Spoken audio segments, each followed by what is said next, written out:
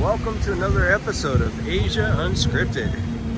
It's been a couple months. My last video was back in October in the Philippines, in Cagayan de Oro.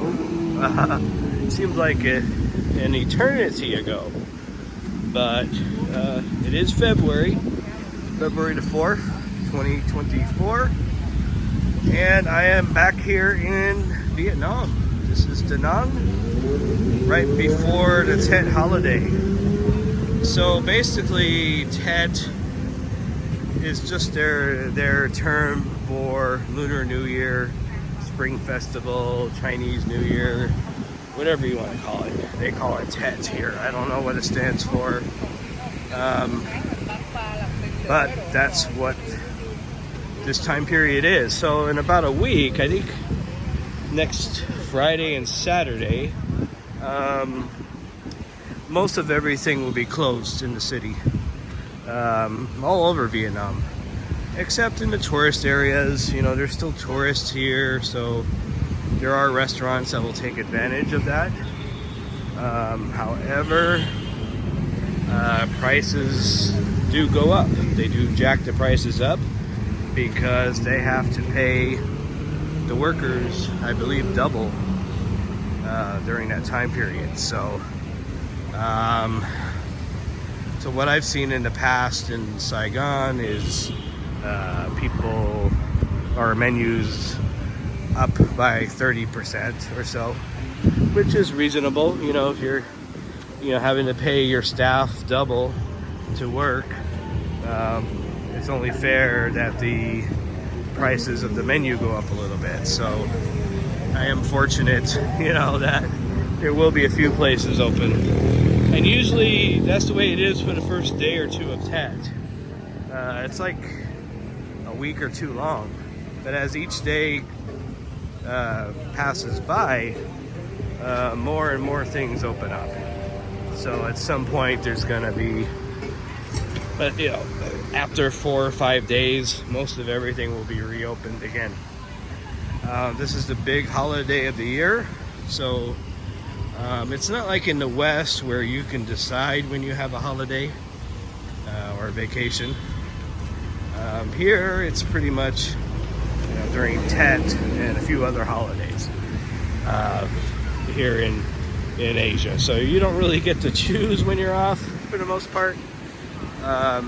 You just have to look at the calendar and look when the holidays fall, pretty much. So so then after Tet, everything gets busy again, except for here in Danang. You guys know I was here last year, and things don't seem to be any busier than they were a year ago when I was here. You can still get a serviced apartment, meaning an apartment with a cleaner, for as low as $200 a month. Before the pandemic, the prices were much higher. There were a lot more people here. It just hasn't come back yet. So most of these people you see on the beach, there are some foreigners, but most of them are locals. They come here during the Tet holiday to get away from the city. Right now in Hanoi, there's a lot of pollution. So it's so bad right now that planes can't even land and take off. So come here. There's very little pollution here. The temperature is about 79 degrees Fahrenheit. As you can see, skies are partly cloudy. The water is warm, like it usually is. So yeah, a lot of people in Vietnam, this is their vacation for the year. So I was looking on Agoda, and you can still get a decent hotel. I mean, at least a 3-star for $8 or $9 a night. That's how little tourism has come back. So something new. Starbucks on the beach. when I first got here in 2019, there was just one Starbucks in the city, on the city side along the river. But now there are several places to eat, or excuse me, drink coffee. But from what I read, most of the locals kind of avoid Starbucks. There's so many locally owned coffee houses that there's really no need to go the Starbucks route. So I don't know. It's just one of those places that people go to be seen. Not so much for the coffee itself. So one of the cool things about the beach here, they got volleyball. And even at night, they have lights up in the trees that they turn on so people can still play volleyball at night. And you got a nice breeze going on, and it's not too hot. So it's pretty decent. You know, down in Saigon, you know, it's in the 90s.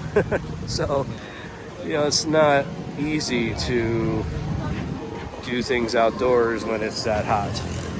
And then up in Hanoi, it's in the 60s, so it's a little too cool. So Danang is right in the middle of the country. So things are just right. Another thing I noticed was a bunch of new businesses. I mean, Vietnam is consistently reinventing itself. So when one business goes out, another comes in like a week or two later. It doesn't take long. They got these massage places on the beach.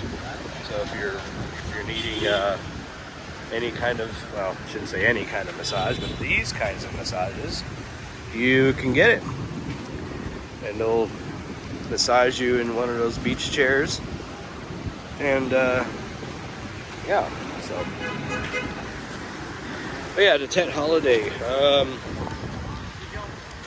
So again, most important time of the year here. I would say that, you know, coming out here. Oh, by the way, there's now 90-day e-visas. The last time I was here, last April, last May, it was still 30-day e-visas. So if you want a good, you know, if you want a really good vacation for 3 months, now you can do it. So it's $25 for single entry, and it's $50 for multi-entry.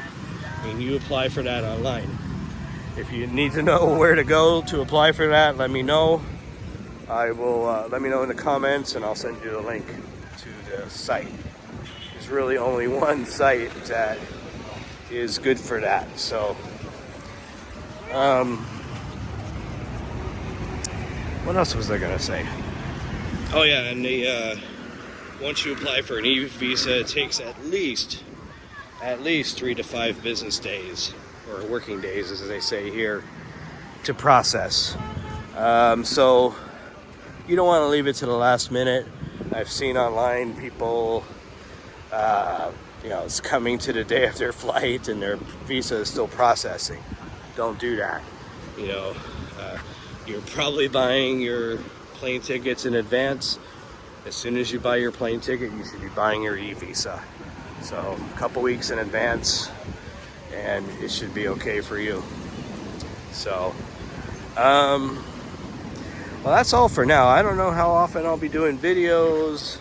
I don't even know if I'll be staying in Danang or not. It depends on a few things. It is my favorite city in Asia. It's probably everyone's best value in Asia. Again, you can get a serviced apartment for $200 a month, including cleaning. The food is cheap. You can get a bowl of pho for $1.50, $2. So, if you really had to, you could live here on several $100s a month, and it would be okay. You'd be eating out every day. You'd have access to the beach all the time. So, not a bad plan. I mean, someone asked me to describe Danang, and I said, well, it's kind of like Pattaya without all the bars and sex stuff. There is a little bit of nightlife here, but it's not like it is in Thailand.